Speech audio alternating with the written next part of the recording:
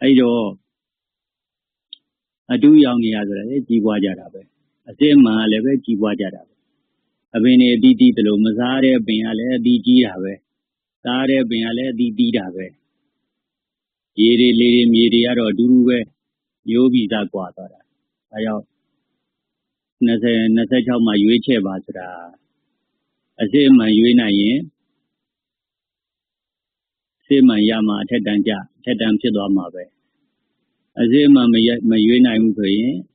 ဟိုဘက်ကအတူရောင်နေအတူနဲ့အမှားတွေနဲ့သွားမယ်ဆိုရင်တော့အရင်တန်းရှုပ်ထွေးသွားမှာရှုပ်ထွေးနေမှာပဲဘယ်သောအခါမှမရှင်းဘူးပြီးခဲ့တဲ့ချိန်ဦးဇင်းတို့ပြောပြခဲ့တယ်လူတွေရဲ့ဘဝခန္ဓာကိုယ်ဖြစ်မယ်စိတ်ဖြစ်မယ်နာမည်ဖြစ်မယ်ဒီသုံးခုရှင်းရှင်းလေးသွားနေတာနာမည်ကဘာမှသုံးမရဘူးသို့တော့စကားပြောတဲ့အခါဆက်သွယ်တဲ့အခါသိစေတဲ့အခါမှာဒီလောက်လေးပဲသုံးဝင်တာအဲဒီခါလေးသုံးခန္ဓာကိုယ်ကလည်းပဲသူ့လမ်းစဉ်တိုင်းအိုနာသေးသွားနေတာသူ့ကိုအစဉ်ပြေအောင်လေးကြည့်လုပ်ပေးလိုက်စိတ်ကလည်းတိပြီးပြောက်သွားတာဘယ်ဟာမှအေးအေးယူလို့ရတာမရှိဘူးအဲ့တော့သူ့တိုင်းလေးသူ့ထားရင်မရှင်းတော့ဘူးလားအဲ့ဒါရှင်းနေတာတွေကိုဟိုမှာရှုပ်အောင်လုပ်တာဟိုလိုလုပ်လိုက်ပါလားဒီလိုလုပ်လိုက်ပါလားဟိုနာမည်တက်ဒီနာမည်တက်နော်အင်မတန်မှကိုဒါဒီတရားဆိုတဲ့အရာတစ်ခုပေါ်မူတည်ပြီးတော့အင်မတန်ရှုပ်ထွေးအောင်လုပ်တဲ့ပုံကိုယ်တွေဒါတရားဆိုတာတဖြည်းဖြည်းရှင်းသွားလင်းသွားပြီးတော့တယောက်တည်းသွားရှင်းသွားလင်းသွားပြီးတယောက်တည်းသွားမှာတကယ်လည်းပဲဘဝကတယောက်တည်းပဲသွားကြရတာတယောက်တည်းပဲသွားကြရတာခန္ဓာကိုယ်ကိစ္စတာဇာဝနေကိစ္စတာအများနဲ့ပူပေါင်းဆောင်ရွက်ရတာစိတ်ဓာတ်ရေးရာတယောက်တည်းပဲသွားတာတယောက်နဲ့တယောက်စိတ်ဓာတ်ကအတွေးတွေစဉ်းစားပုံတွေသုံးသပ်ပုံတွေဒါတွေကတူကြတာမဟုတ်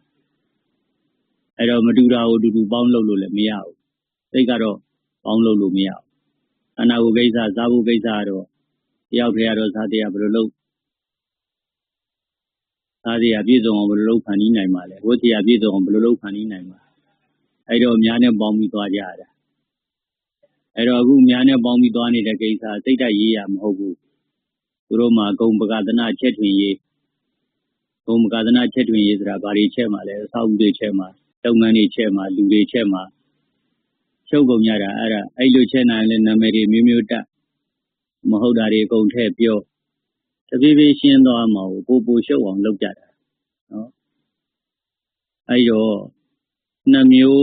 3မျိုးဖြစ်လာရင်အဲ့ဒါမန္တရားမဟုတ်တော့အဒွိတဝဇ္ဇနံသစ္စာစကား2မျိုးမပြောခြင်းဟာအမှန်ပဲသစ္စာအဲ့ဒါအမြင့်ဆုံးပဲနော်သစ္စာဆိုတာကအမြင့်ဆုံး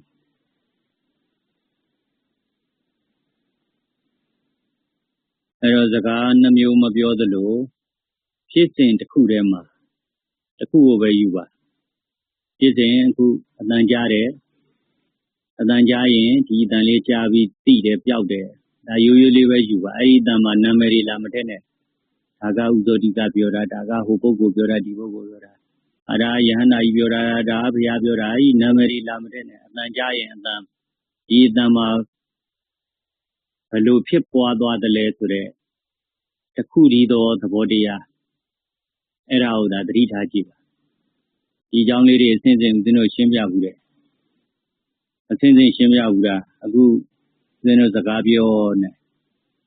ဘုန်းကြီးပြောတာဥဇောတိကပြောတာဒါလည်းဟုတ်တာပဲအဲ့ဒီဘုန်းကြီးတွေဒီဇောတိကတွေဖယ်လိုက်တာမန်အဖြစ်ပါဇက်ကနေစကားပြောနေတာဆိုလဲဒါလည်းဟုတ်တာပဲစကားပြောတာကိုဖယ်လိုက်လေကြောင်းအတန်ရဲ့ပြောင်းလဲသွားတာဆိုဒါလည်းဟုတ်တာပဲလေကြောင်းအတန်ပြောင်းသွားတာအဲ့တော့အဲ့ဒီလေကြောင်းအတန်ပြောင်းတာကိုလည်းဖယ်လိုက်ပေါ်ပြီးတော့ပျောက်သွားတာနော်လေတွေရောအတန်တွေရောဖယ်လိုက်အခုပေါ်တယ်အခုပျောက်သွားတယ်အဲ့ဒါလည်းမှန်တာပဲအဲ့တော့ခုပေါ်ခုပျောက်ကိုဖယ်လိုက်ပျောက်သွားတော့ဘာရှိတယ်ဘာမှမရှိတော့ဘူးဆိုဘာမှမရှိတော့ဘူးဆိုတာလည်းမှန်တာပဲအခုစကားပြောတဲ့ကိစ္စမှာဟိုအဲ့လိုချက်5ချက်လောက်ဖြစ်သွားတာ အဲ့တော့ကိုကဘယ်နေရာယူပြီးတော့ဘလို့ခံစားကြမှာလဲဘုန်းကြီးပြောတာဟိုဇောတိကပြောတာဆိုကြီးညိုချင်းကြီးညိုမယ်မုန်းချင်းမုန်းမယ်အဲ့ဒါခံစားချက်ဖြစ်ပြီစကားပြောတာဆိုရင်စကားပြောတဲ့ကလူတိုင်းကြားနေကြတာတစ်ကမ္ဘာလုံးပြောနေကြတာဘာမှကြီးစိုက်ကြမရှိဘူးတေးထဲမှာလည်းပြောကားပေါ်မှာလည်းပြောငစိမ့်တွေလည်းပြောတရားစကားတွေလည်းပြောချင်းကပြောနေကြတာကိုယ်နဲ့မဆိုင်ရင်စကားဆိုတာဘာမှကြီးစိုက်ကြမရှိဘူးစကားသံဆိုတာလည်းကိုယ်နဲ့လည်းတကယ်မဆိုင်ဘူးသူကသူပြောချင်တဲ့လူပြောနေတာအဲ့ဒီလို့ဆိုဘာခံစားချက်မှလည်းမရှိတော့ဘူးမုန်းတာလည်းမရှိဘူးချစ်တာလည်းမရှိဘူးသို့တော့နားကကြားပြီးတော့အတန်ကြားတော့ရှုပ်တာတော့ရှိတာပေါ့ပြီးနေတော့အဲ့တော့အဲ့ဒီရှုပ်ကိုဘယ်လိုဆက်ရှင်းမလဲလေကြောင်းပြောင်းလဲသွားတာလေကြောင်းပြောင်းလဲသွားတာကျတော့သဘာဝဖြစ်စဉ်ဖြစ်သွားပြီပုဂ္ဂိုလ်ရေးပြောက်သွားမယ်လေကြောင်းပြောင်းတာမဟုတ်ဘဲနဲ့ပေါ်ပြီးပြောက်သွားတာဆိုတော့ပြောက်သွားမရှိတော့တဲ့ထဲရောက်သွားတာမရှိတော့တာနဲ့ဒီတိုင်းနဲ့စိတ်ကတော်တော်ရှင်းသွားပြီမရှိတော့လိုက်ဖမ်းပြီးတော့ရေးယူရမရှိတော့ဘူးပေါ့အဲ့တော့မရှိတော့တဲ့နောက်မှာပါမရှိတော့မှငြိမ်းတာပေါ့ငြိမ်းကိုယူလိုက်ရင်တော့အဲ့ဒါပွဲပြီးသွားတာပဲဒီဖြစ်စဉ်တစ်ခုတည်းမှာနော်ဒီကဒါနောက်ဆုံးမှရှင်းသွားတယ်ဆိုတဲ့ကိစ္စအခုဦးဇင်းတို့ပြောပြတဲ့ဖြစ်စဉ်နဲ့ဒီ process နဲ့ဟိုးဘက်ကလုံးနေတဲ့တရားလုပ်ငန်းတွေနဲ့ဘာဆိုင်လို့လဲလုံးနေတဲ့လူတွေကမရှုပ်ဖြုတ်အောင်လုပ်တာမရှူအောင်ရှူခိုင်းတာရှူတာမှရိုးရှူလို့များကိုနဲ့မြည်အောင်ရှူခိုင်းတာရှူပြီးပိုလိုပဲလက်လောင်ရှူခိုင်းတာအခုပြောတဲ့ဖြစ်စဉ်ဒီဖြစ်ရမှန်ဒီဘယ်နှခုညာဖမ်းမိတယ်လဲဆိုတကူမှမမိတကူမှလည်းမသိအဲ့တော့မသိပဲမမိပဲလဲသွားနေအောင်ပါပဲတစ်သက်လုံးသွားနေမှာတသန္တရာလုံးသွားနေမှာအစွဲနဲ့လွဲတယ်ဆိုတာအဲ့ဒါအခုဒီမှာကဘာစွဲတရားရှိလဲဘုန်းကြီးပြောတာဆိုစွဲရင်စွဲအောင်မယ်နော်မုံစွဲနဲ့ချစ်စွဲနဲ့ဖြစ်ကျင်ဖြစ်အောင်မယ်ဇောတိကဆိုတဲ့နာမည်လေးနဲ့အကြီးညိုတယ်မုံတီးတယ်ဆိုတာလာရင်လာအောင်မယ်ဒီနာမည်ဖယ်လိုက်တဲ့နဲ့တပြိုင်နက်အဲ့ဒီကဏ္ဍလွတ်မြောက်သွားပြီအဲဆုံးဘာမရှိတော့ဘာမရှိရှင်းတာပေါ့အေးတာပေါ့ငြိမ်းတာပေါ့ဆိုတော့အဲ့ဒီမှာအကုန်ရှင်းပြီလေအဲ့ဒီရှင်းတာလေးတခုပဲရှိတော့တာဒါကြောင့်နှမျိုးပြောလို့လည်းမရဘူးတခုသိချင်းတခုတဲ့တာသိတခုတဲ့သိရင်အဲ့ဒီတခုကရှင်းနေမှာပဲဒီချိန်ထဲမှာလည်းတခုပဲသိလို့ရတာအခုပြောတဲ့ဖြစ်စဉ်တွေမှာကိုဘယ်ပိုင်းလေးကနေဖြတ်ယူလိုက်မလဲပေါ့ယူလိုက်တဲ့ပုံမူတည်ပြီးတော့ဖြစ်ရမှန်နေဆိုတာဖြစ်နေကြမှာယူပဲအဲဒီတော့မန္တရားဟာတဲ့ပြောတဲ့အခါမှာတကယ်ငြိမ်းချမ်းရေးကိုဖြစ်စေပေမဲ့သုတ္တရဒနာဘယင်လို့နော်သုတ္တရဒနာဘယင်လို့ငါကဒါမျိုးမှကြားချင်တာဆိုရင်တော့အဆင်မပြေဘူးအဲ့လိုဆိုရင်တော့ဆန့်ကျင်ဘက်တွေဖြစ်ကုန်ကြငါတို့ကဒါမျိုးမှကြားချင်တာနေရာဖြစ်တာမကြားချင်ဘူးဘယင်ဖြစ်တာပဲကြားချင်တယ်ဆိုရင်အဲ့ဒါပြဿနာ